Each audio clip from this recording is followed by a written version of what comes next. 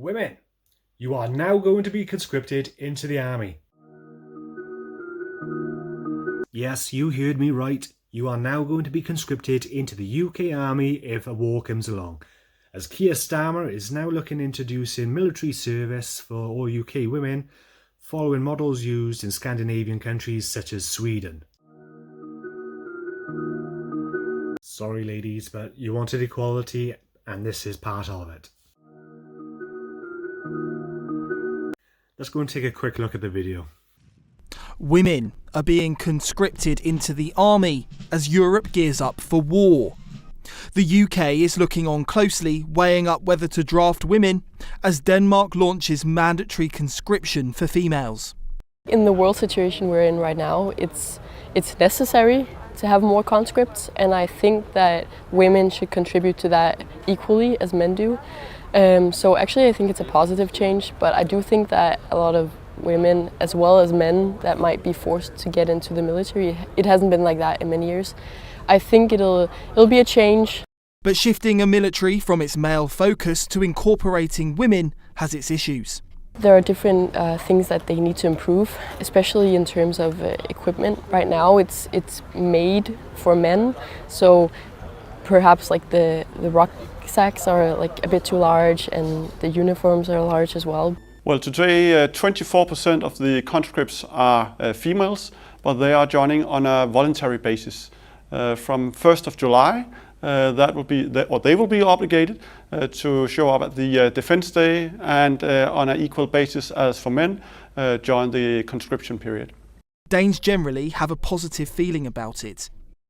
I think it's a good thing. I think it's great that we're doing equal things in all ways, both in military but also in jobs and everything. If we want to be equal, it should both be in military and private and in all our job functions. So I think it's a really good thing. The UK has been studying options for defence as global tensions escalate and the continent fears war with Russia. Women were conscripted for military work toward the end of World War II. But not for fighting on the front lines. Any modern iteration could require them to fight. The government has noted countries around Europe have returned to mandatory national service as the threat posed by Russia increases.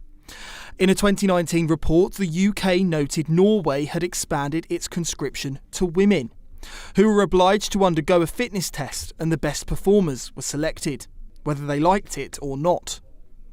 Where some countries with forced conscription might expect to see young people deliberately flunking their tests, Norway's approach made the selection even more competitive, with young men and women giving their best.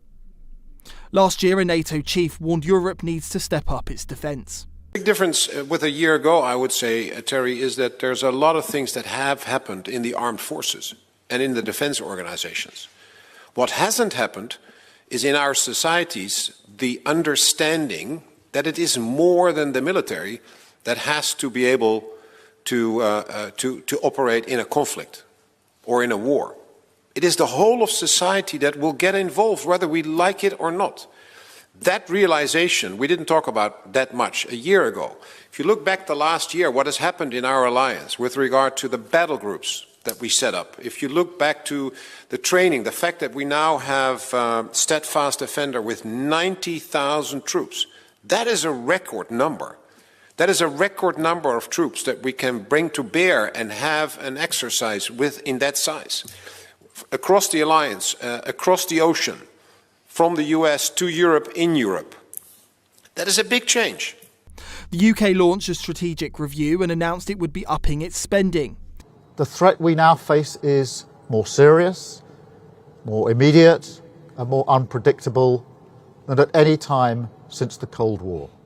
A new era in the threats that we face demands a new era for defence and security.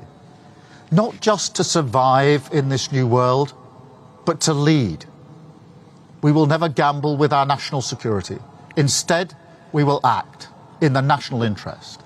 The first duty of the UK Prime Minister is the safety and security of our citizens, and that's a duty I take extremely seriously.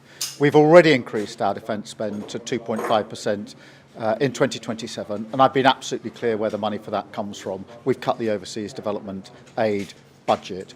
and we will now make commitments, our NATO commitments, to 5%. That includes a resilience element that we're already spending, but it is important that we make that commitment for the long-term security of our country. But with widespread disillusionment in the UK, many fear young people would refuse to fight for our country. The very notion that we still live in an era where trench warfare could break out would come as a shock to some. But here's the bigger point. Poll after poll after poll shows that Brits wouldn't be prepared to take arms for king or queen and country anyway. 38% of the under-40s polled in January would refuse. Only 58% even agree that we should send Brits to Ukraine at all. Why on earth would anybody want to fight for Britain at the moment? They hate the working classes, who historically have been the ones who had to go and cop the bullets. Well, Martin, I'm not here, of course, to advocate for conscription, but any responsible government looking at how we defend our nation and that of our allies may have to consider it. We've had generations of people in the UK since 1945 who have perhaps taken their security for granted, relative prosperity, of course, and I think that ultimately we may have to accept the fact that the world is a dangerous place, the fact that Russia are clearly more aggressive and more dangerous now than perhaps at any time since the Cold War, and if the balloon goes up, if there's a requirement for us to go to war, perhaps because Russia's invaded an Article 5 NATO country, then so be it. And it may well be that our armed forces have been hollowed out to the extent where we have spent the peace dividend. Therefore, we need to find innovative ways of providing that capability. But we've got the smallest army since the Napoleonic era. The RAF is the smallest it's ever been since its inception in World War I. So few sailors were decommissioning ships. How are we going to recruit? Conscription would mean what? Enforced conscription? You have to go and do it. People would be leaving the country in droves, wouldn't they not? That's the definition of conscription. It's national service. You could call it a volunteer army. But ultimately what it would mean is that we rely upon our regular forces, Army, Navy, RAF to deploy, and then to backfill them, we'd need reserves, we need regular reserves, we need people like me, ex-regulars to come back into uniform perhaps, there's a scary thought, but also possibility of conscripts. If we need people to do this work, noting that the armed forces have been hollowed out, we may have to go down that road. And of course that may require legislation to do it. Do you honestly think, when you look around the streets of Britain now, that there's a social demographic of people that believe enough in the country to fight? Is there the physical capability? Most people now would be offended about their pronouns being offended. Do we seriously have the actual capability? And why not send people like Mike Martin? Why not send the politicians? Lead by example.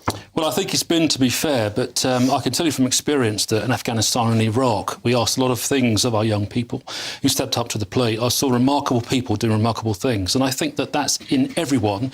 But ultimately, to do that, it's going to require training. It's going to require people. They've got to step forward. Of course, conscription involves necessity. It's compulsory mobilisation, and therefore we have to rely upon our good people of the UK to step up, to train, and to perhaps wield a bayonet.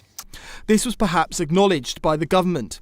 In a 2025 report into conscription, Pat McFadden said the country wouldn't force conscription, saying that recruiting unwilling young people would damage morale and the overall performance of the military. Nicholas Dunning, GB News.